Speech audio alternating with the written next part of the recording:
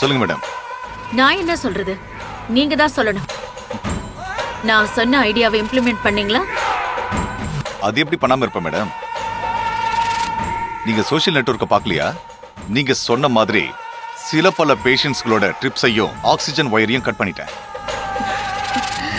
அதுல பயந்து போன பேஷண்டோட அட்டெண்டருங்க போராட்டம் பண்ற இடத்துல வந்து பிரச்சனை பண்ண ஆரம்பிச்சிட்டாங்க. அதுல நர்ஸுங்க எல்லாம் பயந்து போயிருச்சுங்க. போராட்டம் எப்படி ஆரம்பிச்சதோ அதே வேகத்துல நின்னு போச்சு மேடம். சொல்றேன். ஆனா உங்க ஐடியா எல்லாம் செம ஐடியா மேடம். வேற லெவல் ஐடியா. பயங்கரமா யோசிக்கிறீங்க.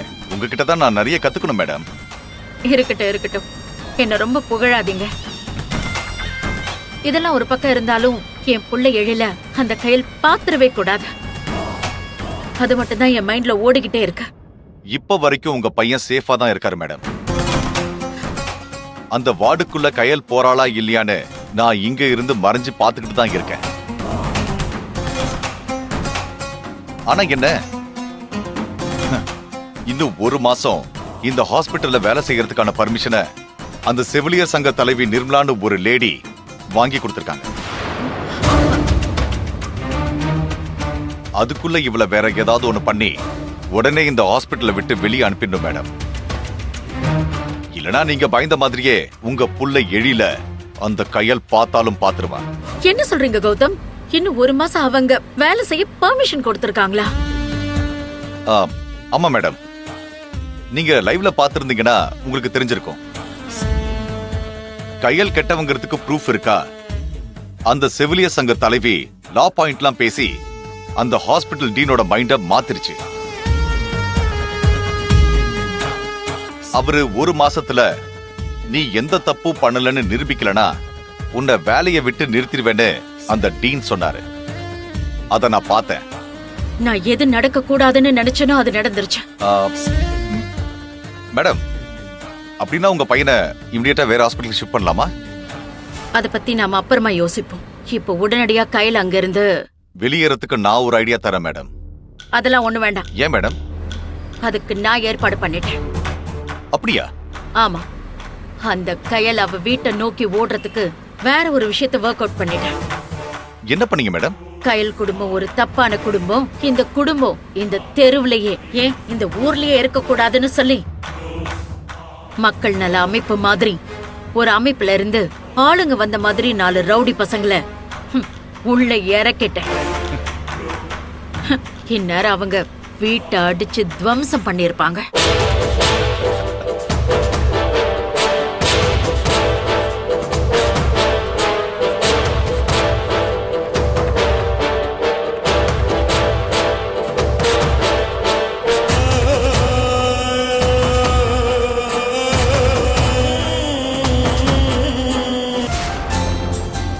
அன்னைக்காக இவ்ளோ பேர் சப்போர்ட்டா இருக்கிறது அவங்களுக்கு இப்ப ஒரு பெரிய ஆறுதலா இருக்கும்.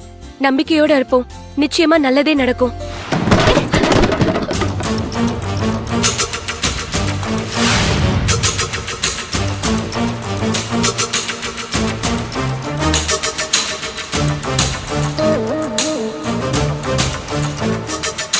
யாரு? ஏய் ஏய்,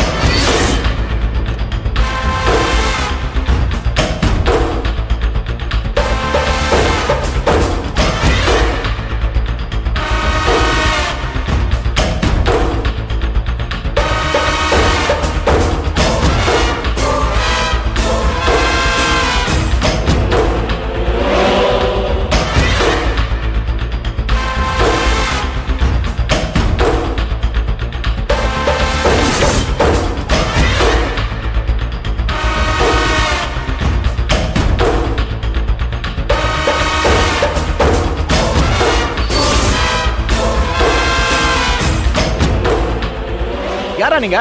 வீட்ல ஏதோ நுழையிற மாதிரி நுழைஞ்சு பொருளெல்லாம் உடைச்சுக்கிட்டு இருக்கீங்க. ஏய், உடைக்கிறது மட்டும் இல்லடா, உங்களை மொத்தமா காலி பண்ண தான் வந்திருக்கோம். ஏய்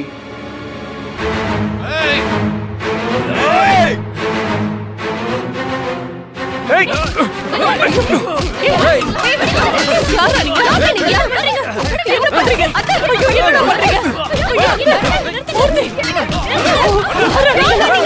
இப்படி பண்றீங்க?